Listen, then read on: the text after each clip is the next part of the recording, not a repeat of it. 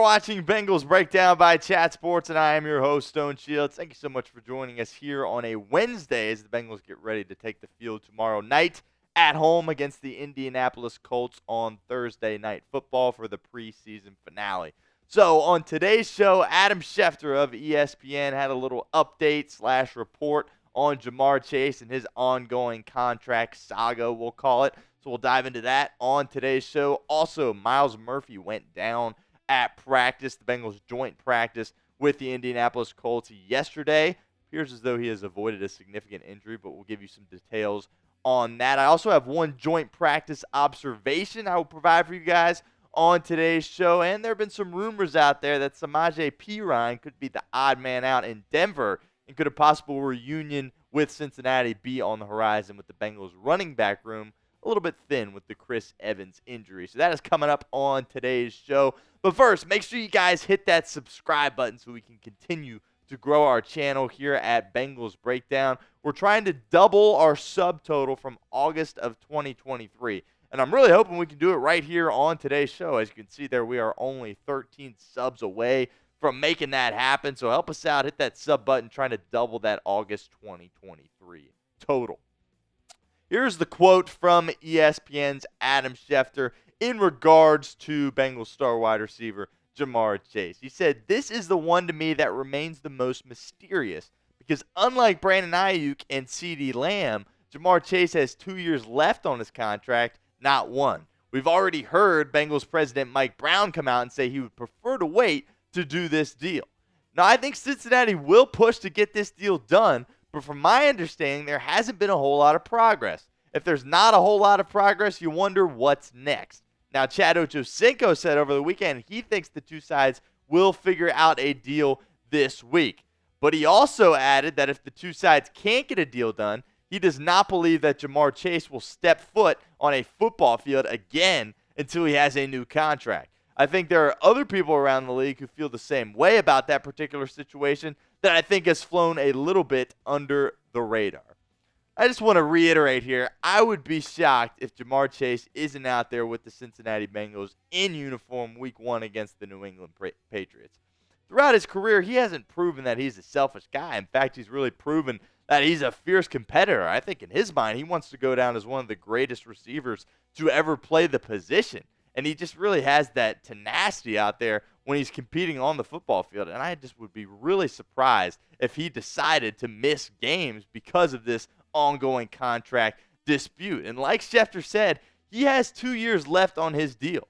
Obviously, he wants it to get done now, but he doesn't have a ton of leverage here, right? He's going into his 4th year in the league. The team still has control over the next 2 years. And then after that, if they wanted, they could franchise tag him as well. So the ball really isn't in JaMarr Chase's court at this point. The Bengals kind of have all the leverage in this situation. But from Cincinnati's perspective, this is the cheapest you're going to be able to get JaMarr Chase. So there's certainly some incentive in terms of getting a deal done. But we're going to learn a lot about JaMarr Chase here coming up shortly, right?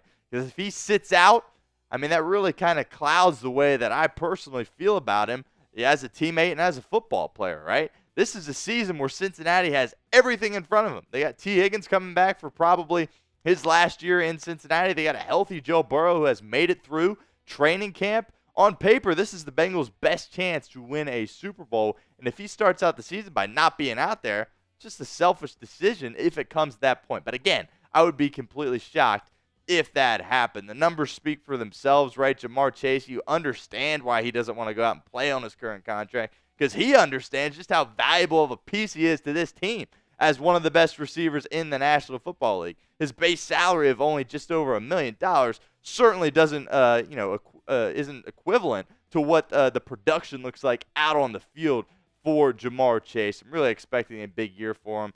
I hope all this gets resolved so he's out there week 1 and the Bengals can get after it and try to, win the AFC North and go out there and make another run in the playoffs. Leads us to the pinned comment of today's show. Does JaMarr Chase play week 1? We've asked you guys this before, and we're going to continue to ask you guys this question as we get closer to week 1. But let us know in the comment section. Type Y for yes or type N for no. So at the Bengals joint practice yesterday, former first-round pick Myles Murphy suffered an injury. It was a knee issue, and he left practice with the Colts. And it was a non-contact injury, and those, of course, can be very scary because a lot of situations where those non-contact injuries prove to be very serious. But James Rapien of Sports Illustrated had boots on the ground at Bengals practice yesterday, and we've got some good news in regards to this Myles Murphy injury. Here's what Rapien wrote. He said, "Fortunately, he only suffered a sprain," league sources tell Bengals Talk. He's going to miss some time, but it's great news considering how he went down and how serious non-contact injuries can be. Bengals are still evaluating the timeline, but the second-year pro still has a chance of suiting up week 1. Even if he doesn't make it back for the opener against the Patriots, he isn't expected to miss extended time. Murphy walked off the field gingerly and was driven to the locker room. He was limping in the locker room, but wasn't using crutches or a brace. Obviously, the Bengals are going to need Myles Murphy a lot this year. When you look at their defensive end depth chart, this is kind of what you get. Sam Hubbard has been back, by the way. He's been participating in individual drills, not a lot of team-oriented stuff, but good to see him back out in pads and on the football field. With the Cam Sample injury, guys are going to have to step up. Myles Murphy's going to be one of those guys.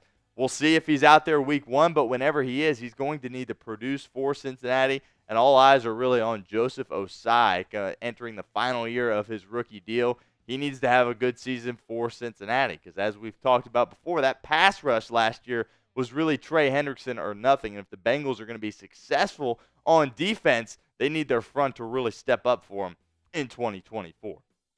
So what is your concern level with Myles Murphy's injury? Like I said, it appears as though we've avoided disaster with the knee issue, but let us know in the comments section. Go ahead and scale it for us 1 to 10 in the comments of today's show. I want to give a shout out to our friends over at Game Time because today's show is presented by Game Time.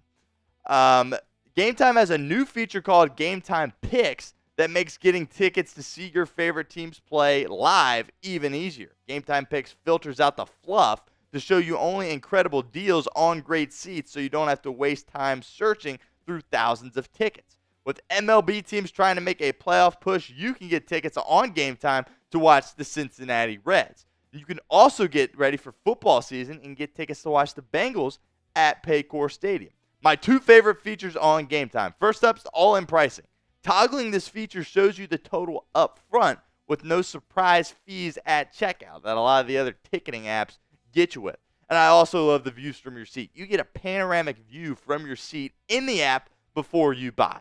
So take the guesswork out of buying tickets with Game Time. Download the Game Time app, create an account, and use code ChatSports for $20 off first purchase. Terms apply. Again, create an account and redeem code CHATSPORTS for $20 off. Download Game Time today. Last minute tickets, lowest prices, all guaranteed. So here's kind of my observation from the Bengals joint practice, and it revolves around former first-round pick Dax Hill. The Colts tested Dax Hill a lot, and he rose to the occasion with multiple pass breakups for Cincinnati in that joint practice. He really just keeps getting better and better with every time we see him out there at that cornerback position. So I'm making it official. I am officially predicting Dax Hill to be the starter at that cornerback 2 spot. Early on, it felt like DJ Turner had a significant leg up in this competition, but everything we've seen from Dax Hill at the practices and the preseason as well has indicated that Dax Hill is more than ready for this opportunity and for this challenge. And I would like to see him out there against New England week 1 playing alongside Cam Taylor-Britt at cornerback for the Cincinnati Bengals. Don't get it twisted. Both guys are going to play. Both guys are going to have a role. But at this point, I think Dax Hill has the upper hand in that position battle. His improvement, like I said, has been absolutely incredible. I mean, it's not easy switching a position at the professional level, even though he was, obviously still a DB, but switching over from that safety spot, kind of playing that center field role, if you will, to going up and having to cover a guy at the line of scrimmage. I think he's done an excellent job of that. I'm really excited to see what Dax Hill does in 2024 for the Bengals. I'm really excited about the linebackers in the secondary as a whole. When you hear these reports from Bengals training camp practices, seems like the defense are getting the upper hand a lot of times, right? Linebackers, Logan Wilson's been playing really well. Jermaine Pratt, those 2 guys looking to have better years than they did in 2023. in 2024. And the secondary, getting Von Bell back to just help with the communication, bringing in a guy like Geno Stone from Baltimore. Really excited. Really think the back end's going to perform really well for Cincinnati.